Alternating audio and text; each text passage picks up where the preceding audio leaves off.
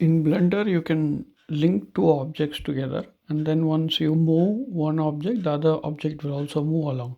This could be useful in game development, also in design. So that's what we are going to do. So if you see here, you have two objects, blue and a sphere and a cube.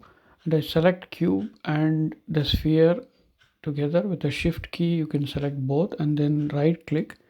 Once you right click, so I'm just selected the sphere and then the cube, and then with a right click you see object keep transform. You just select that, then now both are linked.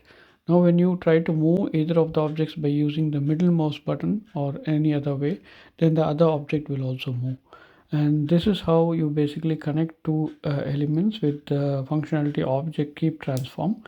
I have put in the next slide how you can do it also with some keys, like you open the outliner, and to group the objects you select the object, that is you select both objects, then hold the shift, and then you can use also control P.